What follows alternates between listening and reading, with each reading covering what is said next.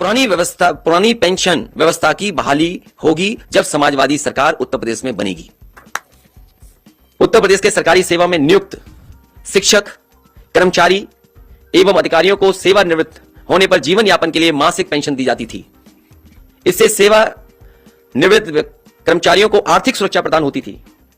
केंद्र में भारतीय जनता पार्टी की सरकार द्वारा वर्ष 2004 में नियमावली बनाई, जिसके आधार पर अप्रैल 2005 के बाद नियुक्त शिक्षक और कर्मचारी की मासिक पेंशन की योजना समाप्त की गई और नई पेंशन योजना लागू की गई, जिससे सेवानिवृत्त कर्मचारी एवं शिक्षक को सेवानिवृत्त होने पर एक मुश्त धनराशि प्रदान की जा रही है।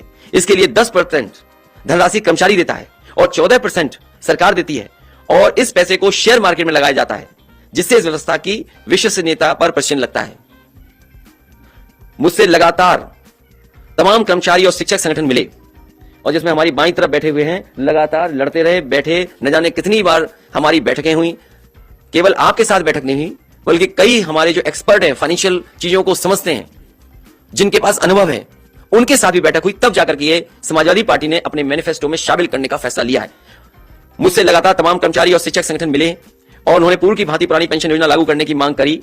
इन लोगों ने लगातार आंदोलन और धरना प्रदर्शन किया, लेकिन इस कर्मचारी विरोधी सरकार ने इनकी बात नहीं सुनी। कमेटी भी बनाई, आश्वासन भी दिया, लेकिन इनकी बात इस सरकार भारतीय जनता पार्टी ने नहीं सुनी। मैं आज ये घोषणा करता हूं कि मेरी सरकार, समाजवादी सरकार बनते ही पुरानी पेंशन व्यवस्था बहाल कर दी जाएगी। इसमें जो भी धनराशि की आवश्यकता होगी उसकी व्यवस्था कर ली जाएगी। मैंने इस संबंध में कर्मचारी और वित्त विशेषज्ञों से बात कर ली है।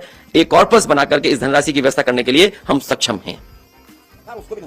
हमारी सरकार ने कर्मचारियों के लिए कैशलेस इलाज के लिए व्यवस्था की थी, जिसे सरकार ने लागू नहीं किया।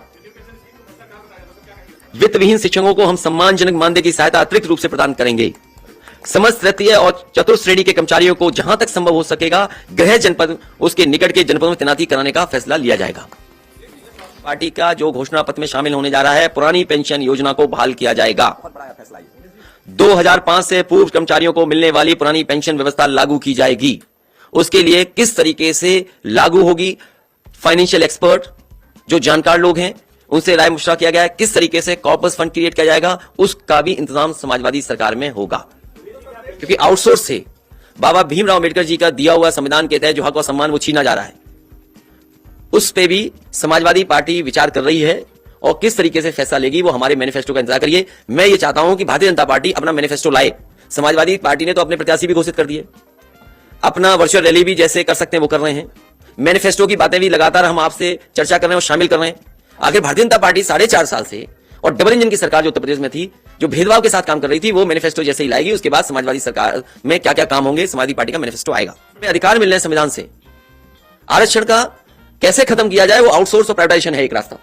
ये भारतीय जनता पार्टी और वो लोग जो संविधान और आरक्षण और हमारे गरीब को, वंचित लोगों को अधिकार नहीं देना चाहते हैं, वो व्यवस्था लागू कर रहे हैं। पड़ोसी देश है, दिवालिया हो गया तो क्या आउटसोर्स पे चला जाएगा देश का? सरकार अगर दिवालिया हो रही है तो क्या आउटसोर्स पे कर दोगे? तभी मैंने आपसे कहा कई बार कि भारतीय जनता पार्टी अगर सरकार में रही, ये हर चीज बेच रही है और एक दिन हो सकता है सरकार को आउटसोर्स कर दें। निजीकरण के खिलाफ समाजवादी पार्टी और तमाम वो लोग हैं जो समाजवादी हैं और अम्बेडकरवादी हैं, वो प्राइवेटाइजेशन के खिलाफ हैं होगी। और ये जो पुरानी पेंशन व्यवस्था की बहाली, ये हिस्टोरिकल फैसला है और उनके लिए जो बुजुर्ग हैं, जो सेवा देते हैं और नौकरी के बाद उनके सम्मान के लिए कम से कम एक ऐसी व्यवस्था है जो जीवन भर उनके साथ रहेगी। आज लाइफ एक्सपेक्टेंसी ज्यादा है, 80 साल 85 साल, लोग 90 साल जी रहे हैं।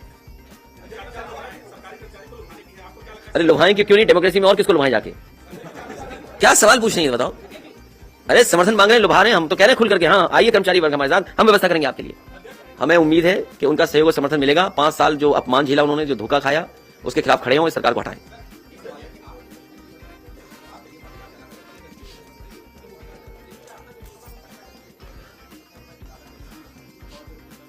अभी तक जो आंकड़ा निकाले हैं वही बात कह रहे हैं जो हम अपने फाइनेंशियल एक्सपर्ट से बात कर करके कह रहे हैं।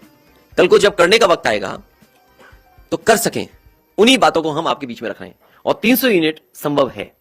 जब समाजवादी सरकार में 12 से लेकर के 17 तक जो बिजली बनाने का काम हुआ तो दुगना हुआ। 12 से 17 तक बिजली उत्पादन का काम दुगना हुआ है और न केवल दुगना हुआ बल्कि बिजली विभाग का स्ट्रेंथनिंग की गई इंफ्रास्ट्रक्चर की। और सबसे ज्यादा अगर बिजली विभाग को बजट किसी ने दिया तो समाजवादी सरकार ने। इसलिए संभव है कि ये काम किए जा सकते हैं। वही काम कहे जा रहे हैं, मैनिफेस्टो में शामिल हो रहे हैं, जिनके बारे में कहीं ना कहीं हम लोगों ने वर्कआउट कर लिया है, उनको शामिल करना है। पुरानी पेंशन व्यवस्था की बहाली होगी और मैं आदरणीय लव कुश मिश्रा जी को बहुत बहुत बधाई देता हूं आज समाजवादी पार्टी में शामिल होने के लिए। वो पूर्व में